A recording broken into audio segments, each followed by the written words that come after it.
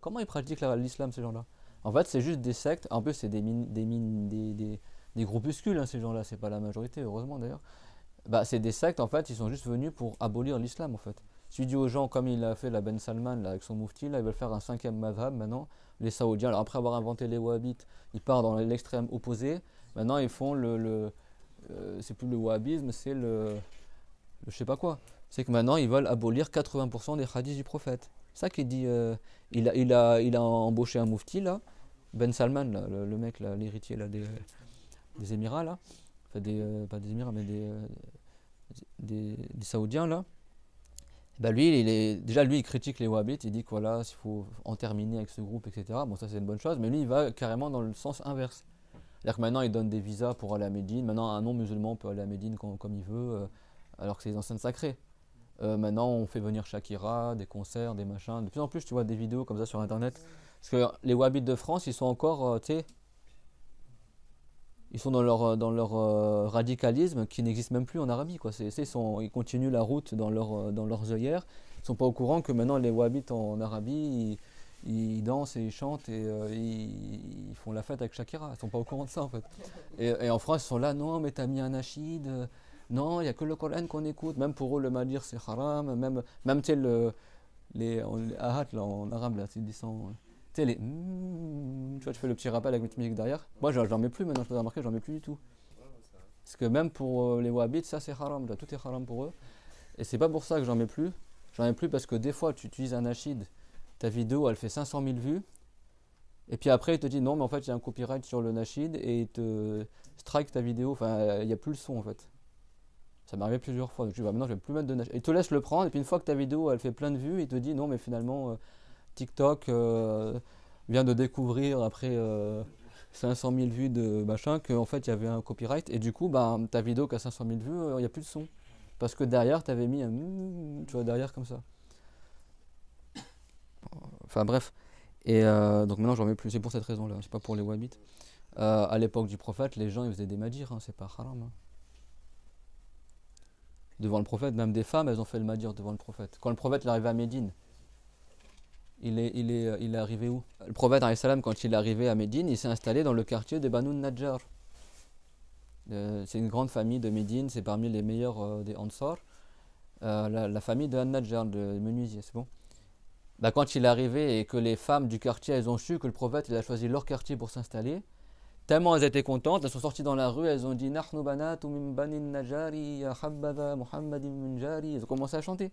Elles ont dit nous on est les filles de Banu Najjar, quel bon voisin que Mohammed. Et le prophète, quand il les a vues chanter comme ça, il a dit Wallahu ya'lamu inni la uhibbukunna. Il a dit, et en plus, la réponse qu'il a faite, si un wahhabite tu fais ça devant lui, je pense que je sais pas ce qu'il te fait quoi. T'es un dayyous ou je sais pas ce qu'il va te sortir. Le prophète il a dit Dieu, Wallah, je jure par Allah, Dieu il sait que je vous aime. Ouh là là, tu vois le tollé là dans. Pour les wahhabites déjà, ils vont dire c'est haram que la femme elle montre son visage si elle est belle ou que sa voix devant les hommes ou je sais pas quoi. C'est pas maintenant, tu vois, les femmes wahhabites là sur les réseaux, elles sont comme ça, tu vois. Le rappel, ma soeur. Non mais c'est vrai, la fleur, tu vois, c'est. Tu vois, il y en a qui mettent des mosaïques. J'ai même vu, il y en a, ils disaient, bah, c'est quoi, c'est flouté plus mosaïque plus gribouillé, tu vois, c'est. T'as même des pages, le mec il fait peur, tu sais, c'est limite, tu sais, ça. Tu vois pas son visage. Mais c'est pas juste flouté, tu sais, ça fait genre comme s'il a pas de face. Il y avait un frère à Marseille, que Dieu le préserve, Amine. Je me rappelle quand je commençais à apprendre à l'époque, il venait à la mosquée comme ça, avec l'accent marseillais, il dit mon frère, les Wahhabiyas, ils ont pas de visage, mon frère. C'est comme ça. C'est pour dire, c'est vrai, des gens qui comprennent rien, etc. À chaque fois, il me dit ça. C'est genre, en gros, son neuneu, quoi. D'ailleurs, leur mosquée, elle a été fermée, là, à Boulevard National, là. Alhamdoulilah. Une fois, j'ai eu le malheur d'aller à un Jumu'ah chez eux sans savoir que c'était des Wahhabites. J'étais tout nouveau, je connaissais pas encore les sectes et tout ça, là. Je vais dans leur mosquée, tous les discours de Jumu'ah c'était faites des. Non, c'était pas genre en mode, tu sais, comme l'autre mosquée là, dans le cours d'introduction, c'était toute la khutba, c'était le gars, il criait au micro je comprends pas, il faut faire des aumônes pour la mosquée, on a des factures, nanana. C'était ça le discours de Jumu'ah. Moi j'étais là, je dis waouh. Je crois que c'est le premier Jumu'ah dans lequel je suis allé dans ma vie. C'est quoi ce prêche, etc. Le mec, il criait sur les gens, c'est pas normal, et on a des factures, et nanana, les gens, il faut qu'ils donnent pour la mosquée. C'est pas le genre de manière un peu dissimulée, vas-y, fais un rappel, cite les hadiths des aumônes, etc. Non, le mec, c'était vraiment. Et alhamdoulilah, tu sais, de plus en plus, l'État français, il ferme plein de mosquées wahhabites, même dans d'autres pays, etc. Les gens, ils commencent à se réveiller, même sur les réseaux sociaux. Les gens, ils commencent à en avoir marre, salafistes, wahhabites, machin, etc. On a compris votre manège, là. C'est les égarés, là, que tout est haram. Et maintenant, ils tournent tous leur veste. Ah, mais non, on n'a jamais dit que Dieu, il a des organes, on n'a jamais dit que Dieu est dans le ciel. On n'a jamais dit, tu mens sur la salafia, tu vois, ils sont là. Ils sont tellement bas d'arguments. Non, c'est faux ce que tu dis. Bah non, c'est dans vos livres. En fait, ils ont tellement honte en fait quand tu le dévoiles. Non, mais c'est faux. Et en fait, ils le disent même pas aux gens leur égarement. Peut-être que nous, on parle plus de leurs croyances à eux que eux, ils parlent de leurs croyances à eux. Parce que c'est nous qui dévoilons leurs mauvaises croyances.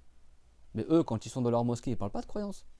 Parce qu'ils savent que s'ils commencent à sortir leur dinguerie, il y a plein de gens qui vont fuir, qui vont se carapater. C'est qu'est-ce qu'il a dit le Al-Razi, qui était un grand savant de la grammaire et du tafsir. Souvent, les savants du tafsir sont des savants en grammaire parce que c'est très lié. Vous avez vu ce qu'on a vu tout à l'heure. Et Al-Razi, il a dit, si tu prends toutes les ayats équivoques du Coran au sens apparent, ça revient à dire que Dieu, ce serait une sorte de corps avec un visage, plein d'œil, deux mains droites, qui se tient debout sur un tibia, qui met son pied en enfer, enfin bref, et un truc, voilà, c'est comme j'aime à dire, soi-disant, Monsieur Patat, Tchani. Et Al-Razi, il a dit وَمَنْ كَانَ عَلَى مِثْلِ هَذِهِ السُّورَةِ لَا يَشْتَرِيهِ أَحَدٌ وَلَوْ كَانَ عَبْدًا مَمْلُوكًا. Il a dit, et une créature qui a cette, même c'est pas, on parle pas de Allah, bien sûr c'est pas Allah ça, mais une chose qui a ce physique-là, Al-Razi, il a dit, personne ne voudrait l'acheter, même si c'était un esclave le truc, et même si c'était un truc en promotion au Black Friday. Tu sais que Black Friday là-bas c'était le jour où ils faisaient les promos pour les esclaves, c'est ça qu'ils appellent ça Black Friday. Et, c'était en fait tous les esclaves qu'ils n'arrivaient pas à vendre, qui étaient voilà, estropiés ou pas jolis ou pas forts, etc. Bah, ils les bradaient au Black Friday, quoi. C'était les promos, les fins de série ou tout comme ça. Soi-disant, je parle en Europe, hein, je parle pas. C'est eux, et aujourd'hui jusqu'à présent ils disent Black Friday, ils font les promos alors qu'à la base ça vient de ça. Hein. Je veux dire, ils savent pas d'où c'est quoi votre hypocrisie, hein, c'est quoi, pourquoi vous sortez des trucs comme ça. Bref, bah. Pour Al-Razi, même si c'est Black Friday, personne n'y voudrait acheter ce qu'adorent les Wahhabites. C'est pour dire, ce truc-là, même si c'était une créature, personne n'en voudrait. Vous prétendez que ça, c'est le créateur qui mérite d'être adoré, pour qui on se prosterne, celui qu'on aime le plus au monde, celui pour qui on demande. Mais non, ça fait peur aux enfants, ce qu'ils adorent, les Wahhabites. Après, je veux dire, ah, mais de toute façon, nous, c'est sans commande, donc on ne rentre pas dans.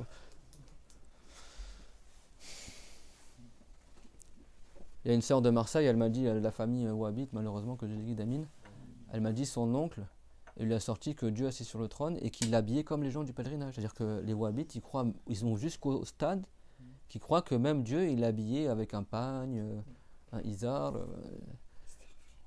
A'oudhu billah.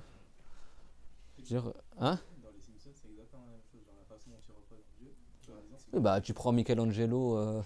Michel-Ange en Italie, tu vas visiter Chapelle Sixtine ou je sais pas quoi, les Wahhabites, ils vont être heureux s'ils vont là-bas. Et même eux, ce qu'ils dessinent, les chrétiens, c'est plus joli que ce qu'ils adorent les Wahhabites. Hein. Je veux dire, si quelqu'un il veut vraiment adorer un corps, il sera plus tenté d'adorer ce qu'ils ont dessiné Michelangelo que de ce que les Wahhabites ils disent. Hein. Ah, on se billah. Eux, il leur reste que à dire que c'est un humain. Et c'est même pas un humain, leur truc, c'est un truc qui fait peur, quoi. C'est Octopus, le mec. T'as plein. Mais c'est vrai, c'est quoi ça? C'est ça le Seigneur des mondes pour eux? A'oudhu billah. Al-Razi, mais Al-Razi, c'est un grand savant connu du passé. Parce que lui, c'est un savant du tafsir, donc c'est très bien toutes les ayats, leur signification. Il sait très bien c'est où les choses où les gens, s'ils ne comprennent pas, ils vont s'égarer. Bah, si tu fais la liste de toutes les ayats au sens apparent, Tajrib et Aryunina, tu vas comprendre que Dieu il a plus que deux yeux.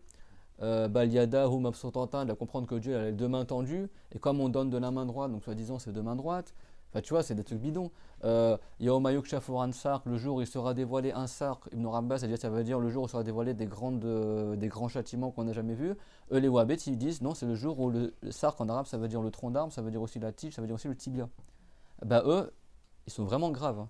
Sarq en arabe, ça veut dire la grande difficulté. C'est bon? Ça veut dire aussi le tronc d'arbre. Ça veut dire aussi la tige de la fleur. Et ça veut dire aussi, on l'emploie aussi pour dire le tibia. Les wahhabites, le seul sens qu'ils ont retenu, c'était le tibia. Et Allah Ta'ala, il n'a pas dit le jour où il dévoilera son tibia. Il a dit le jour où un sarq sera dévoilé.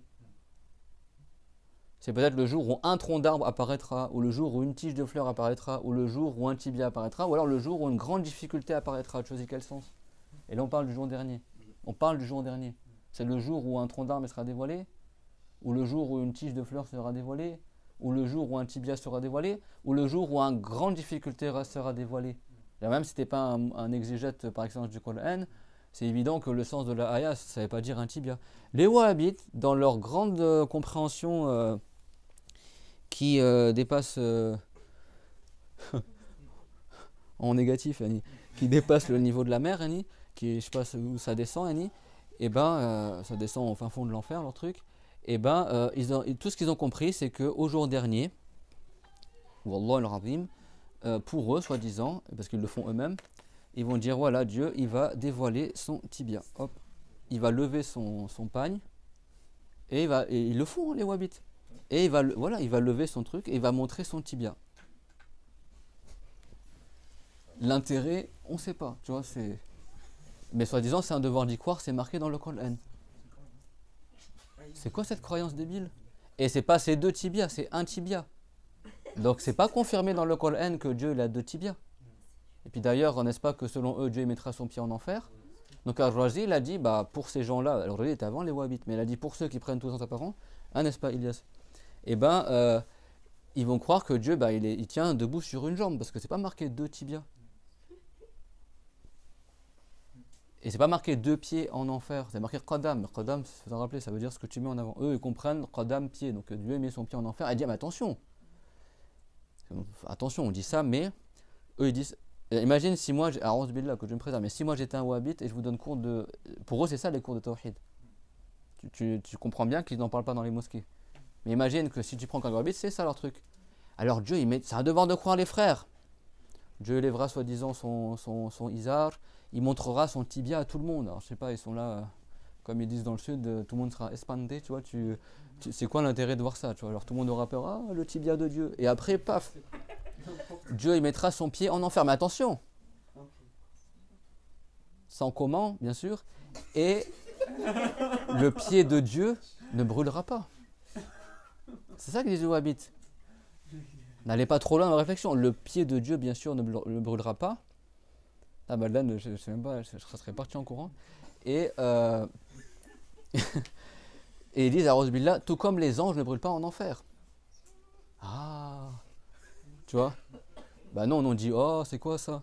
C'est-à-dire que tu compares Dieu aux anges alors? Parce qu'eux, ils croient, vous savez, c'est quoi le hadith en entier? C'est que l'enfer, il demandera, est-ce qu'il y a du surplus? Est-ce qu'il y a du surplus? Et à chaque fois, des groupes de gens sont ramenés en enfer. Jusqu'à que Dieu mette son qadam en enfer. Et quand Dieu mettra son qadam en enfer, l'enfer il dira qatin qat, je suis rempli, je suis rempli. Donc nous qu'est-ce qu'on dit? L'enfer il demande d'autres combustibles. Donc les groupes, bien sûr, Dieu a voulu que les gens ils avancent progressivement en enfer. Jusqu'à qu'on arrive au dernier groupe qui est le plus nombreux, qui est Gog et Magog. Qui, toute l'humanité par rapport à eux, c'est 1 sur 1%. Ou 1 sur 1000. Ils sont 1000 fois plus nombreux que tous les humains qui ont existé depuis l'époque de Adam. Quand ils vont apparaître, personne ne pourra les combattre. C'est Aïssa et Salam Jésus qui va invoquer Allah et ils vont mourir par la puissance de Allah. Même le prophète Jésus et les musulmans ne pourront pas les combattre tellement ils seront nombreux.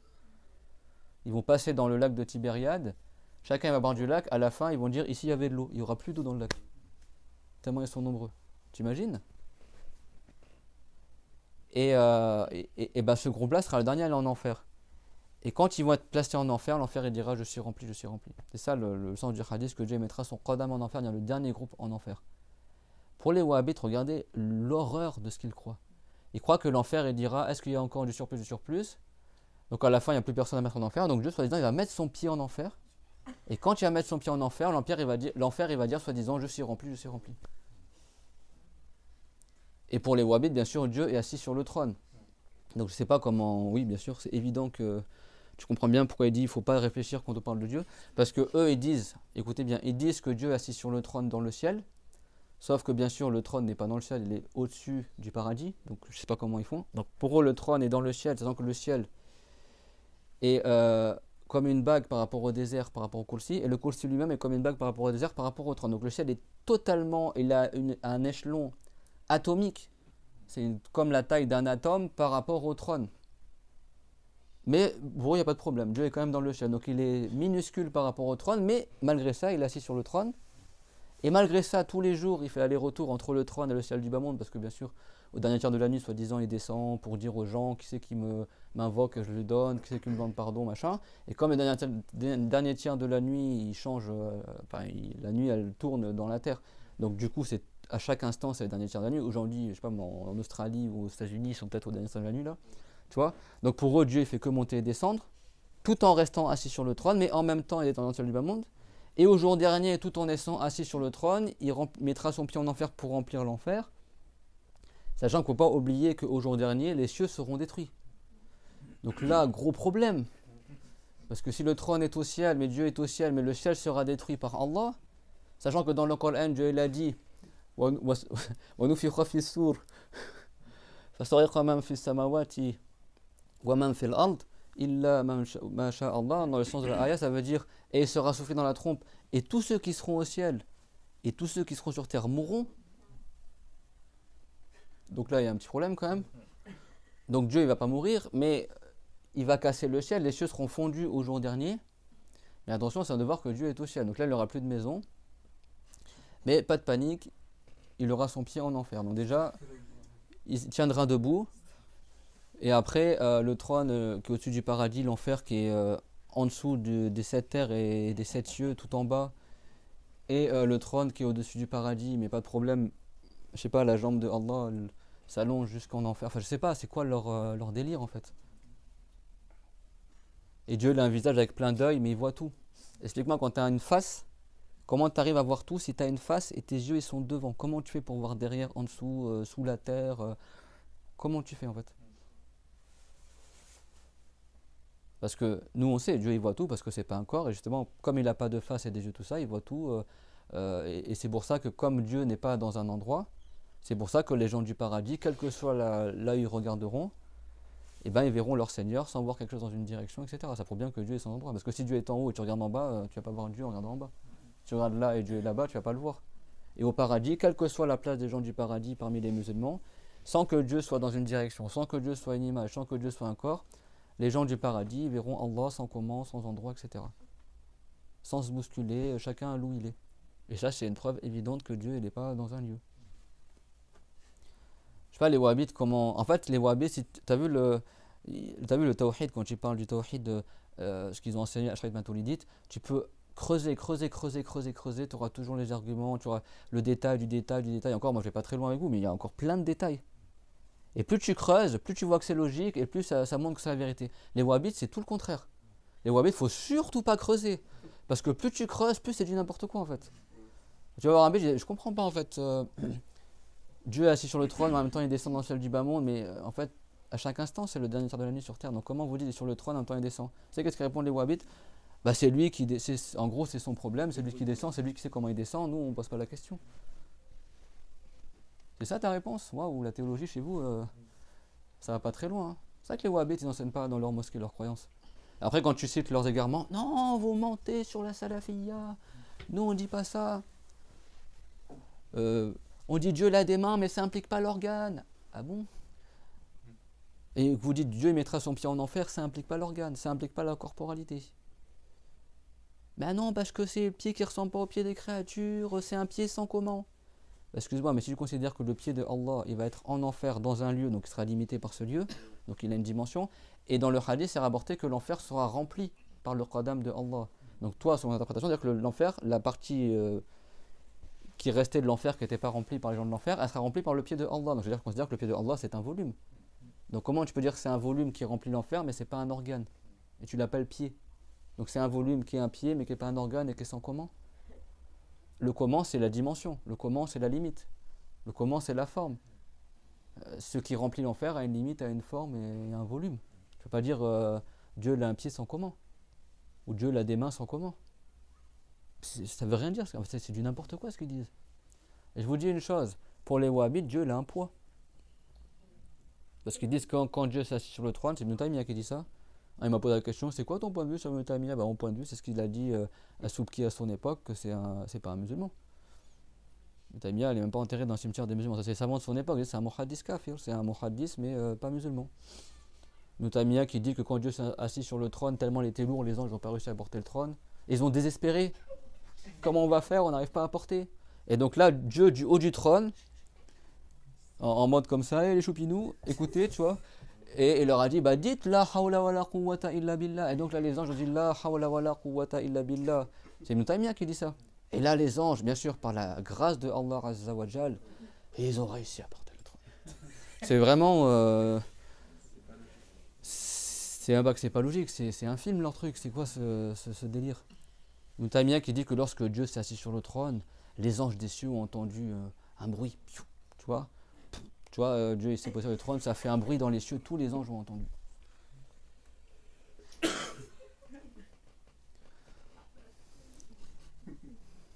Non, mais c'est terrible. Je comprends pourquoi les wahhabites ils donnent pas cours dans leur mosquée de religion. Bizarrement, tu vois pas sur internet qu'ils donnent des cours de tawhid. Hein. Heureusement d'un côté, mais bon, c'est des hypocrites ces gens-là. C'est ça, ces imams-là, c'est ça leur croyance. Ils me disent pas, oh, tu mens sur la salafia, etc. On te sent les livres des wahhabites. En plus, Ibn Taymiyyah, il te dit clairement qu'il a pris cette croyance-là des gens du livre. Les gens du livre, quand tu vois que les juifs, pour eux, Dieu est descendu sur terre et qu'il l'a combattu avec le prophète Jacob, et que Jacob, il a réussi à battre Allah à la lutte, et donc Dieu l'a dit, soi-disant, maintenant, tu vas t'appeler Israël. Parce qu'Israël, en hébreu, ça veut dire soit l'esclave de Allah, mais tu as un moyen d'interpréter celui qui a vaincu Dieu, soi-disant. Mais ils font même des dessins animés à Rosbillah, où tu vois un mec habillé en blanc avec les cheveux longs et une barbe noire, soi-disant c'est Dieu, et tu vois soi-disant un mec avec une barbichette comme ça, c'est le prophète Jacob, et ils sont en train de faire la lutte. Avant le lever du soleil, comme ça, t'as les enfants, ils vont pour écouter, etc. Oh, qu'est-ce qui se passe? On entend des bruits et tout. Ils vont comme ça, tu vois. Et après, soi-disant, tu vois l'aurore commence à apparaître, le soleil comme ça. Et là, soi-disant, tu as le mec en blanc qui dit non, maintenant, le jour va se lever, je dois te quitter. Et après, tu as le mec, il arrive, l'autre comme ça, il dit non, mais s'il te plaît, bénis-moi. Tu vois, genre, en gros, donne-moi un prénom, tu vois. Soi-disant, le mec qui dit s'il te plaît, machin, c'est le prophète Jacob, et l'autre, soi-disant, c'est Dieu. Et les mecs, ils ont la même taille, enfin, tu vois, physiquement, c'est la même personne. Et après, il dira à partir d'aujourd'hui, tu t'appelleras Israël, car tu as réussi à me vaincre. Tu vois, et après, il part soi-disant, t'as une musique hyper émouvante. Alors, eux, ils sont pas dans le truc des wahhabites, les nashids, tout ça. Mais t'as une belle musique hyper émouvante, c'est le soleil qui se lève, le mec, il est en blanc, il part comme ça à l'horizon. C'est Dieu qui a. C'est quoi cette croyance? Ah, et c'est encore plus que chez les chrétiens. Hein.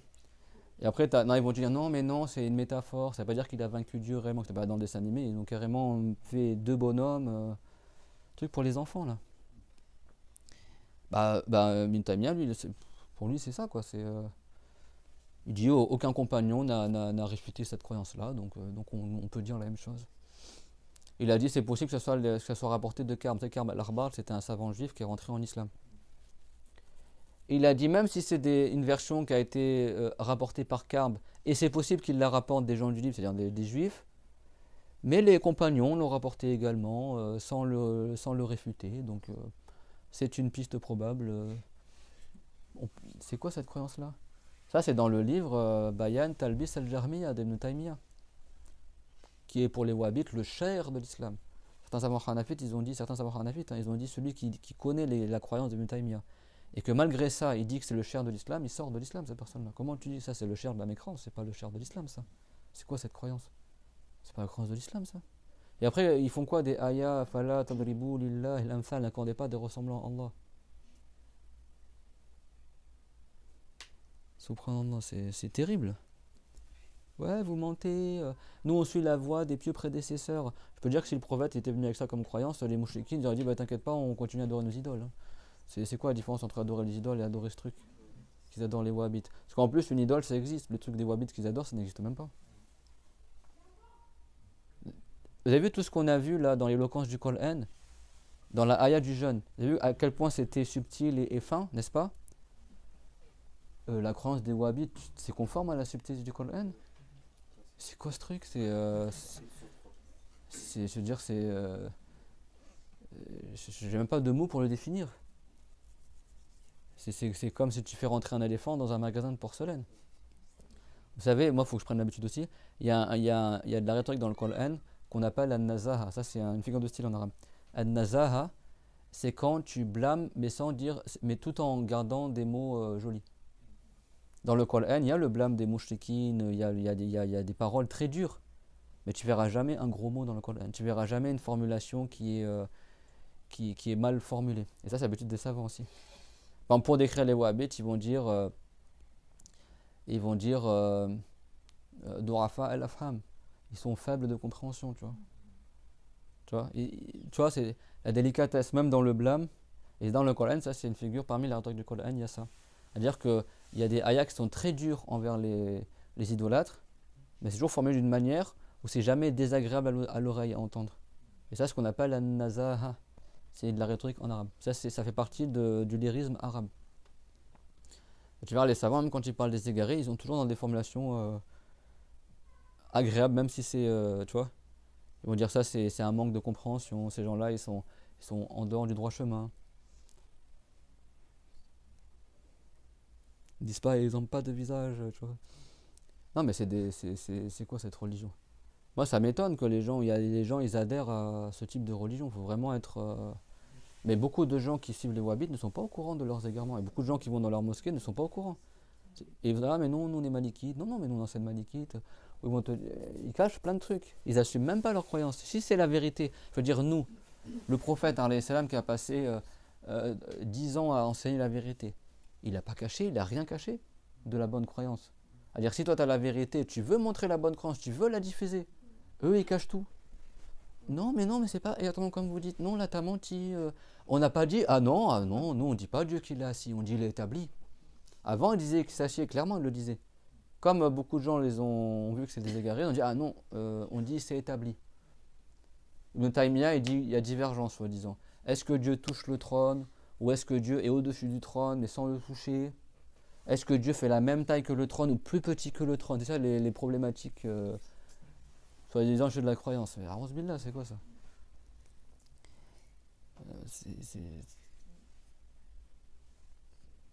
Non, mais tu mens sur Ibn Taymiyyah. Non, je mens pas. C'est dans ses livres. Il faut lire ses livres. Il faut se renseigner sur vos chouillures, soi-disant.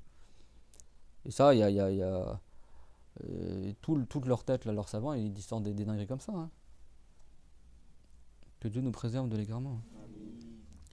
C'est pour ça que des fois, je fais le rappel sur la rhétorique du Coran, parce que ça, c'est pas rhétorique du tout. Hein. Excuse-moi, mais quand tu dis le jour où Dieu dévoilera son tibia au jour dernier, elle est où la rhétorique dans ça, quoi? Déjà, on comprend rien du tout. Et de deux, c'est quoi l'intérêt de dire ça, en fait? Même de dire Dieu s'est assis sur le trône, c'est quoi l'intérêt de dire ça? Il n'y a aucun intérêt à dire ça. Par contre, tu dis Dieu a dominé le trône par cette puissance, là, il y a de la rhétorique. Ah, le trône qui est la plus grande des créatures. Ah, même ça, Dieu, il le domine. Ah, donc tout ce qui est tout plus petit que le trône, donc Dieu le domine à plus forte raison. C'est que Dieu l'a même pas dit dans Surat Taha, dans ayat numéro 5, il a pas, parce qu'il a dit, avant celui qui a créé les cieux et la terre, celui qui a créé la terre, et les cieux élevés. Et quand il est venu au trône, il n'a pas dit il a créé le trône, il est parti encore plus loin que ça, encore plus éloquent. Il a dit celui qui a istawa sur le trône, il a dominé le trône. C'est-à-dire qu'à plus forte raison, il l'a créé, non seulement il l'a créé, mais il le domine par cette puissance. Là, il y a tous les sous-entendus rhétoriques, après avoir cité la terre, les cieux élevés, qu'est-ce qui est encore plus grand, le trône. Et le trône, il n'a pas dit je l'ai créé, il a dit je l'ai dominé. Tu vois, ça y est, on est arrivé au summum il n'y a pas plus grand dans le monde, en fait, au niveau de la taille. Vous avez compris? Donc là, il y a un impact rhétorique très très très fort. Par contre, explique-moi si tu dis Dieu a créé la terre, les cieux élevés et il s'est assis sur le trône. Tout s'écroule. Parce que les gens du livre, ils disent quoi? Ils disent Dieu a créé les cieux et la terre, ouh là là, c'était fatigant. Et à la fin, comme il est fatigué, il s'est assis sur le trône pour se reposer. Et les wahhabites, ils disent quoi alors? C'est quoi la rhétorique, on va de dire il s'assit sur le trône? Ça casse toute la rhétorique. Ça devient totalement inutile, parce que nous, on s'assoit aussi. Donc il n'y a pas d'éloge. L'éloge, c'est quand tu te distingues par une chose que les autres n'ont pas. C'est bon? Quand Dieu l'a dit, wa bi kulli shay'in alim, et c'est lui qui sait toute chose, c'est-à-dire qu'il n'y a que lui qui sait tout. Ça, c'est une éloge. C'est bon? Mais si tu cites une chose que les autres aussi ils ont, il n'y a pas d'éloge dans ça. Vous avez compris les... Voilà. Donc nous, alhamdoulilah, on jeûnera Ramadan pour adorer, obéir à Allah Azza wa Jal, celui qui a rendu obligatoire le jeûne de Ramadan. Par sa ayah, Faman shahida minkum ash-shahra falyasum, celui parmi vous qui est témoin du mois, alors qu'il le jeûne. C'est bon, donc le mois de Ramadan a été rendu obligatoire de le jeûner durant le mois de Sha'ban, donc le mois qui précède le Ramadan, comme le mois dans lequel on est, la deuxième année de l'Hégire. Et parmi les conditions d'obligation du jeûne de Ramadan, c'est l'islam, la puberté et la raison saine. C'est-à-dire que c'est obligatoire sur le musulman, pubère et saint d'esprit. Et saint d'esprit, pas des fous. C'est-à-dire qu'elle a la raison saine, c'est bon? Et Inch'Allah, au cours prochain, on. Ma'akoum al-Kitab al-Arabiya. Si, c'est le même livre en PDF là.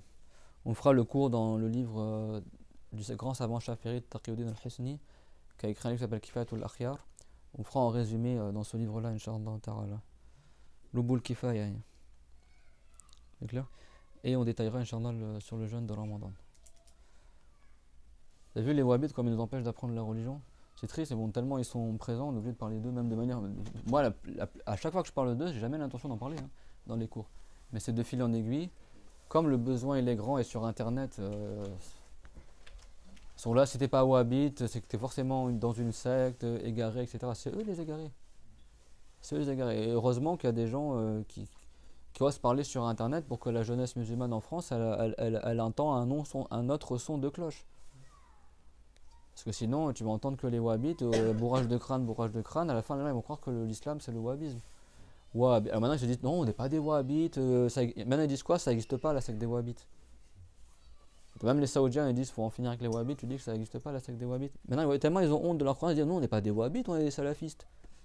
Ah non, nous on ne suit pas que Mohammed ibn al-Wahhab, on suit les pieux prédécesseurs. C'est ça qu'ils te disent maintenant.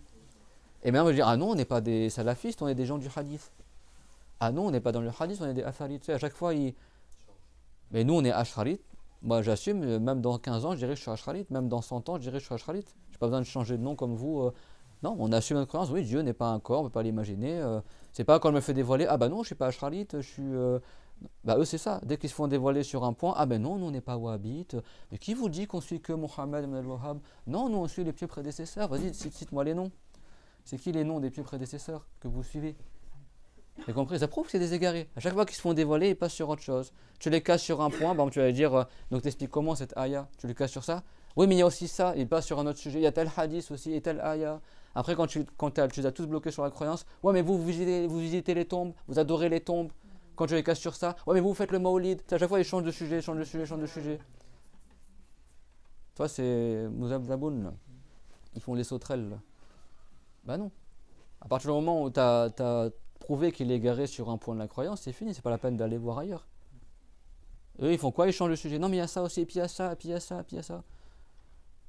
Il y a les mains, Dieu l'a dit qu'il donne de ses deux mains, que ses deux mains sont ouvertes. Bah, les mains en liad en arabe, des fois, ça veut dire le don. On dit bien tendre la main, on dit bien la France a tendu la main. La France, elle a des mains. Tendre la main, ça veut dire aider aussi. Donner quelque chose aussi, en arabe, on dit Yadou mabsouta, ça veut dire quelqu'un il est généreux, on dit en arabe Yadou mabsouta, il a la main tendue. C'est qui le plus généreux? C'est qui donne le plus? C'est Allah. Donc Allah, il a employé une figure de style encore plus forte que la figure de style des Arabes. Il n'a pas dit il a la main tendue, il a dit ses deux mains sont tendues.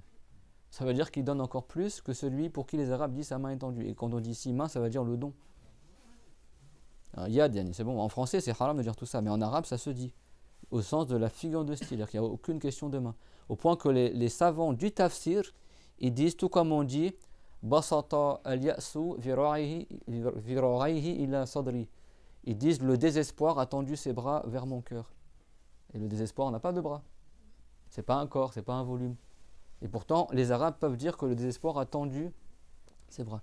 On ne dit pas en France, la France m'a ouvert les bras, pour dire j'ai été accueilli, ou la France a tendu la main, ou à dire en français ça existe, mais nous on ne dit pas cette expression-là en français parce que avec les mauvaises croyances, les gens ils vont croire que Dieu a des mains. Mais en arabe, il y a des textes dans le Coran et le Hadith qui sont proches de ça, dans la rhétorique. Parce que les gens du livre, quand ils n'ont pas voulu entrer en islam, alors que c'était des gens très très riches, Dieu l'a fait s'abattre sur eux la pauvreté. Et tellement ils étaient mécroyants, qu'est-ce qu'ils ont dit à Billah? Ils ont dit Yadullahi marloula. Ils ont dit la main de Dieu elle est fermée. Et ça, cette expression-là en arabe, ça veut dire que la personne elle est avare, elle est radine. Eux, quand ils ont dit ça, les gens de Dieu, ils visent pas que Dieu a une main, ils visent que soi-disant Dieu il donne pas. Et en arabe, quand tu dis, ça c'est oui, c'est horrible de dire ça. En fait, comme Dieu les a privés de leur subsistance, ils ont dit ouais la main de Dieu elle est fermée, c'est-à-dire que Dieu il donne pas, il est pas généreux. Donc ils ont cité cette expression-là qui veut dire, soi-disant la main de Dieu elle est fermée, c'est-à-dire que Dieu il donne pas. Et Allah Ta'ala, pour répliquer à ces gens-là, il n'a pas juste répliqué avec l'expression commune des Arabes, sa main elle est ouverte pour dire il est généreux. Il a dit bal yadahu mabsutatan, c'est double cassage.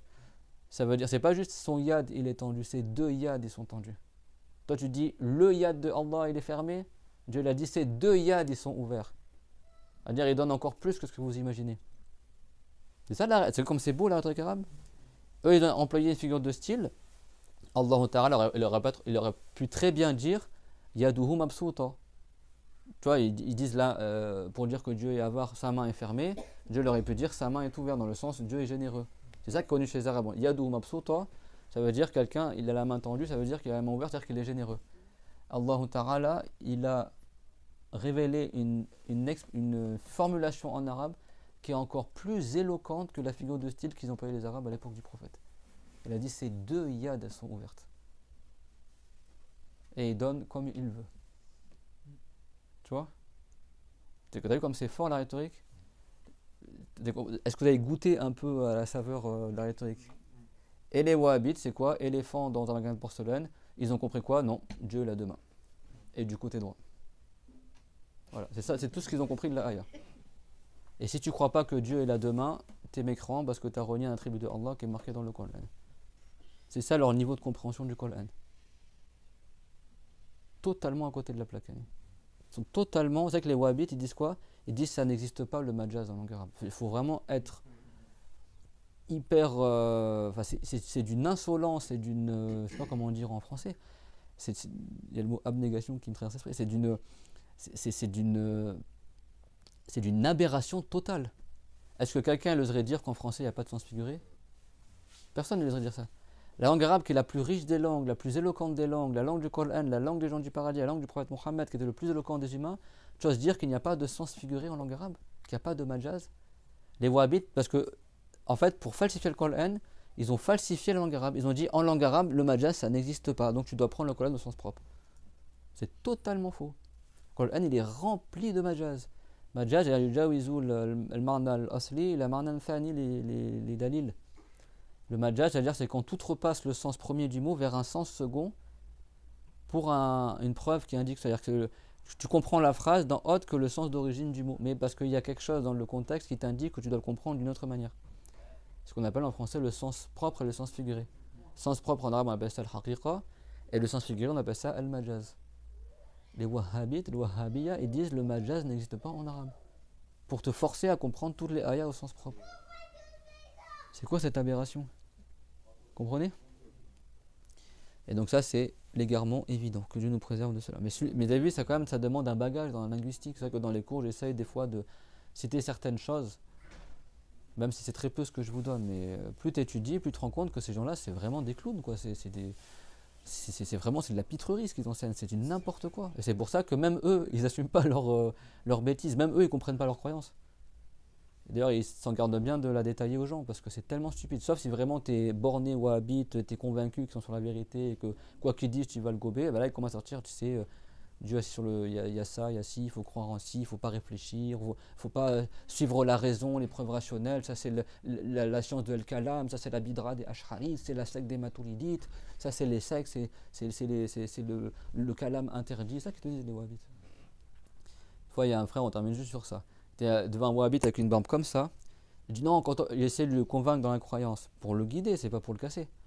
Et le wahhabite a dit non, quand on parle de Dieu, faut pas réfléchir. Tu sais, ils sont là, ils sont non, tu vois, ils sont mais vraiment comme ça, ils sont limite, ils paniquent quoi. Et le frère il a dit alors qu'est-ce que tu dis de la ayah dans le Coran, dans Sourate Al-Mulk? وقالوا لو كنا نسمع أو نعقل ما كنا في أصحاب السعير. Et les gens de l'enfer diront assurément ah, si seulement nous avions écouté et raisonné, nous ne serions pas parmi les gens de l'enfer. Le wahhabite, il a baissé la tête comme ça, il ne savait plus quoi répondre. Parce que dans le Coran, c'est cité clairement que si tu réfléchis pas, tu iras en enfer. Que si tu réfléchis un petit peu, tu comprends que les wahhabites, c'est des égarés dans leurs croyances. Et c'est pour ça qu'ils souvent ils disent pas tous les détails de leurs croyances, ils se cachent parce qu'ils savent que si ouvertement ils font des cours de théologie, les wahhabites c'est grillé direct qu'ils sont des égarés. Donc maintenant ils font quoi? Ils parlent un tout petit peu de croyances vite fait, des trucs équivoques que chacun il comprend comme il veut quoi. Et puis après, non, non, on est malikite, on enseigne le fiqh malikite, ou hanbalite, etc. Que Dieu nous préserve de leur mal. Ces gens-là, ils ne sont là juste parce qu'ils ont que l'argent du pétrole. C'est ça qu'ils sont, c'est parce qu'ils payent les imams, ils envoient de l'argent en France dans les mosquées ou dans les boucheries halal. C'est vrai qu'il y a des gens qui les défendent. Ils payent des gens sur TikTok, ils financent tu vois, des vidéos, des sites, tu vois, ils débloquent des fonds. Ah, tu es wahhabite, on va t'aider, on va t'envoyer de l'argent pour que tu puisses faire ta page TikTok, voilà, en mode test. Tu vois, il y a des équipes de caméras dans la cité. On va prendre Ilyas, Wilfried et Ali, allez vous asseyez sur un banc. Allez, ouais, mon frère. Tu vois, ils font ça maintenant, des mises en scène hyper bien filmées, etc. Ça coûte hyper cher de faire des vidéos comme ça. Bah, ils ont les subventions des Saoudiens, ils envoient de l'argent. Tu as des mosquées, ils connaissent les wahhabites, mais comme ils ont la mallette, tu sais, ils reçoivent de l'argent tous les mois, ils sont subventionnés par le Qatar, bah, du coup ils se taisent. Non, on parle pas trop des wahhabites, parce que bon, c'est eux qui nous envoient l'argent. Et en plus de ça, dans les khutbahs, faites des aumônes pour la mosquée. Ils ont déjà l'argent des Saoudiens, mais ils continuent à demander de l'argent. Les wahhabites, leur mal, c'est par l'argent. Tous ces égarements-là, c'est juste parce qu'ils sont milliardaires et ils dépensent des milliards et des milliards d'euros pour égarer les gens. Et c'est parce que les gens ils sont payés par les wahhabites que beaucoup d'entre eux ils ne parlent pas ou ils veulent pas parler ou ils ont peur de parler. Si demain ils sont pauvres, tu verras, le wahhabisme c'est terminé. Et s'il n'y avait pas eu l'argent du pétrole, ça ferait belle lurette qu'il n'y aurait plus de wahhabites. Et comme ils ont découvert ils ont le pétrole et machin, et le Qatar, et là ils sont en train de flipper le Qatar. C'est pour ça que maintenant avec Ben Salman, hop, nouvelle stratégie. Non, le wahhabite, ça vient démodé. Il faut arrêter ce mouvement-là. Maintenant, on va développer le tourisme. Venez en Arabie. Maintenant, il y a des visas touristes. Tu peux venir, même les non-musulmans peuvent venir à Médine si tu as envie. On veut venir Shakira. On montre Coupe du Monde, etc. Pourquoi? Parce que le pétrole, il commence à s'assécher. Le wahhabisme, ça a duré 300 ans. Les gens ils commencent à en avoir marre des radicalistes. Tout est haram, tout est du shirk pour eux, etc. Ils en ont marre. Et puis les pays européens qui aident les wahhabites, ils commencent à sortir des dossiers aussi un petit peu. La France, ça commence à parler aussi un peu, tac, tac, tac. Ah, ça commence un peu à s'effilocher. Et du coup, bah, hop, ils essayent petit à petit de. Ah, mais on va maintenant miser sur le tourisme. Tu sais, le Qatar, Dubaï, tout ça, ils flippent, hein, parce que de plus en plus, déjà, c'est des gens qui ne travaillent pas. Ils n'ont pas de force de main-d'œuvre. Moi, quand tu pars en Arabie, même les compagnies aériennes, tout ça, tu n'as aucun arabe. C'est que des mecs, soit du Bangladesh, soit d'Inde. Tu pars en Arabie, tu veux pratiquer l'arabe, tu es déçu. Hein. Tu vois aucun arabe. Tous les mecs qui travaillent, il n'y a personne qui est arabe, quoi, quasiment. Même dans les compagnies d'avion, même c'est rare, à part c'est des postes élevés, mais dans les hôtels, etc. Parce que c'est des mecs qui travaillent pas, ils sont riches, machin, ils ont leur business, mais en fait ils ont aucune valeur, je sais pas comment te dire, ils ont aucune force ouvrière arabe en fait. Si tu n'as plus les étrangers, d'ailleurs c'est les Européens qui aident les Saoudiens à construire leurs trucs, etc., l'architecture, les Français, etc. Mais eux, ils n'ont pas de puissance du pays en fait. Donc le jour où ils n'auront plus de pétrole, etc., bah, ils flippent. Là, ils commencent à flipper. Hein, parce que là, le Qatar ou machin, Dubaï, ils sont en train de perdre plein d'argent. Donc maintenant, ils se mettent dans le tourisme pour essayer de gagner de l'argent d'une autre manière que le pétrole. Mais bientôt, ça va s'appauvrir. Hein, ça va... même ils le disent eux-mêmes, les Saoudiens. Ils disaient, nous, nos grands-pères étaient à chameau. Moi, je roule en Mercedes. Mon fils, il roulera en Bentley. Et mon petit-fils, il remarchera à chameau. Quoi. Parce que c'est très bien que ça n'a pas duré longtemps. Que ça, au bout d'un moment, après, ils vont redevenir pauvres. Et après, là, tu vas voir tous les gens qui vont tourner leur veste. Tous les jeunes de cité qui vont arrêter de suivre les wahhabites. Et tous les gens disent, ah, mais finalement, non, je suis plus trop intéressé, etc. Là, tu verras les hypocrites. Et je dirais à nous, alhamdoulilah, on n'a pas attendu qu'ils perdent leur argent pour avoir la bonne croyance. T'en as plein aujourd'hui qui les suivent juste parce que c'est eux qui passent à la télé, c'est eux qui sont mis en avant, ou parce que tu vois, ils ont du bling bling. Si tu as été les vidéos là, quand tu vois les chers wahhabites, ils sont tous dans des palais, un tel a rendu visite à un tel, ils sont là dans les trucs en or, etc. Oh, regarde les savants de notre époque, les Saoudiens, ils sont tous là en admiration, etc. Le jour où ils seront pauvres, tu verras, il y aura plus, quand ils finiront, ils donneront plus l'argent pour t'étudier gratuitement le Coran et l'arabe à Médine, ou tu vois, bah, tout le monde il va tourner le dos aux wahhabites. Et tu diras, nous, alhamdoulilah, on n'avait pas besoin de ça pour savoir que c'était des égarés. Ouais, mon frère. Ça fait penser à la communauté Kassou, حتى زرتم المقابر. Mm. Moi, ça m'a fait penser à ça. À quel niveau tu parles? Je veux dire que d'une certaine manière, ils peuvent courir derrière les richesses autant qu'ils veulent. Un jour ou l'autre, ils reviendront à Allah. Ah oui. Compréhension. Cette ayah, ça veut dire. Il y a plusieurs explications de cette ayah. Certains ont dit ça veut dire que tellement les mouchriquines ils se vantaient de leurs ancêtres qu'ils allaient même à la tombe de leurs ancêtres pour faire leur éloge, etc. C'est-à-dire que tellement ils étaient dans l'opulence, ils se vantaient de leur argent, de leur richesse, que même ils allaient jusqu'à la tombe de leurs ancêtres pour faire l'éloge de leur famille. Moi, mon père il a fait ça, et ma mère elle a fait ça, etc. Après, tu as vu, le Coran il a plusieurs facettes et il y a des ayahs, on peut en tirer leçon, etc. Mais de toute façon, voilà, c'est l'argent. Après, une fois que c'est parti, hein. Et les savants ils disent si c'est ça la fitna des Wahhabites, juste avec l'argent. Alors qu'est-ce qu'il en sera avec Ad-Dajjal? Ad-Dajjal qui lui il va dire au ciel de pleuvoir, le ciel il pleuvra. Il va dire à la terre, aux plantes de pousser, elles vont pousser. Il va prétendre ressusciter les morts. Imagine la catastrophe que ça va être. Et les premiers qui vont croire en Ad-Dajjal, qui vont le suivre, sera les gens du livre. Que Dieu nous préserve. C'est pour ça que le wahhabisme, en fait, ça te prépare à suivre le Dajjal. En fait, c'est croire que Dieu est un corps, etc. Bah, le jour où Dajjal il va descendre, les mecs qui vont croire des wahhabites, ils vont croire que Dieu est descendu, ils vont le suivre peut-être, tu vois. Alors que les musulmans, ils verront marqué sur son front kafir. Kafar, le prophète il a dit, comme ça rapporté dans le Muslim. Les musulmans, ils verront marqué sur le front de Dajjal mécréant, tu vois. Ils sauront que ça. De toute façon, nous, on sait que on sait déjà à l'avance qu'il va apparaître, mais on demande la préservation de sa fitna. C'est sunnah dans chacune de tes prières que tu demandes à Allah la préservation contre la fitna d'Ad-Dajjal, le Masih Ad-Dajjal, celui qui va parcourir toute la terre, sauf la Mecque et Médine, il ne pourra pas rentrer dedans. Ce jour-là, il y aura 7 portes à Médine et à chaque porte, il y aura des anges et le Dajjal ne pourra pas rentrer. Mais il entrera dans tous les endroits du monde, sinon, de la terre.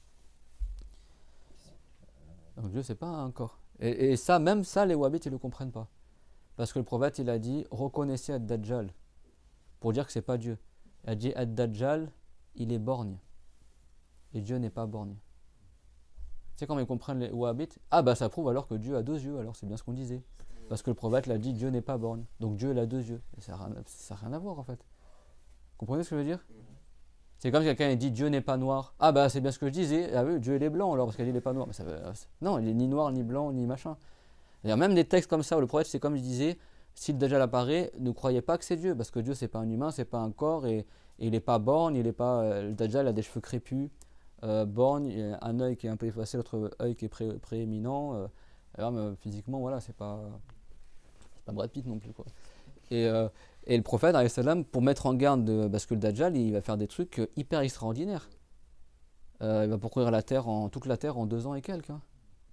Et il se déplacera d'une manière extraordinaire. Et il fera revenir les qarin, là, les djinns qui étaient avec les morts et qui vont prendre l'apparence de morts et il va faire croire qu'il ressuscite les morts. Il va couper un mec en deux, une personne en deux et après il va le remettre physiquement. Certains disent que c'est Al-Khadir, il va arriver devant Dajjal et dire moi je crois pas en toi, c'est pas toi Allah. Et Dajjal tellement ça va être en colère, il va couper la personne en deux et va demander que son corps il soit divisé comme ça. Et après il va recoller et la personne va redevenir vivante. Imagine comment c'est Dieu qui crée tout. Et la personne, quand elle va devenir vivante, elle va dire je n'augmente que en mécréance envers toi. Et je suis encore plus certain que tu n'es pas Allah.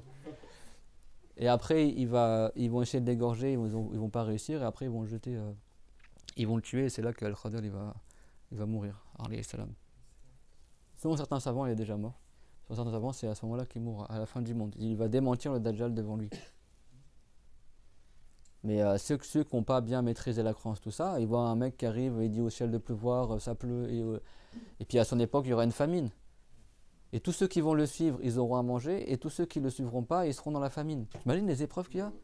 Il aura avec lui une rivière, du feu et de l'eau. Et enfin, il y aura plein de choses extraordinaires. Et là, tu dis, Alhamdulillah, qu'on a pris le tawhid. Là, le musulman qui a appris, il saura, c'est un corps, Dieu n'est pas un corps, tu vois, etc. Mais celui qui croit que Dieu est un corps, quelle garantie là, il va suivre Dajjal, il va dire, bah, Dieu est arrivé, tu vois. A'udhu billah. Mm. En fait, moi, ce que je pense, c'est que là, on a la connaissance, machallah, de la description du Dajjal, et c'est bien, machallah, de s'en rappeler, machallah. Simplement, ce que je pense, c'est qu'il faut parce que comme le prophète. Après, le mot je pense dans la religion, vous essayez parce que la religion, c'est ce qu'on a appris, c'est pas ce qu'on pense. Ah, désolé. Alors, comme c'est la plus grande fitna, il faut, Inch'Allah, rappeler un maximum. C'est important, ouais. Parce qu'on le sait, mais comme c'est une grande fitna, il faut rappeler. C'est vrai, même si nous on est musulmans aujourd'hui, t'as pas la garantie de que ton cœur il flanche pas à ce moment-là. Hein. Parce que regarde les wahhabites, t'as plein de gens c'est une très bonne intervention mon frère, c'est qu'il y a plein de gens qui ont vendu leur religion, alors qu'ils savaient que c'est la vérité, ils ont vendu pour l'argent des wahhabites.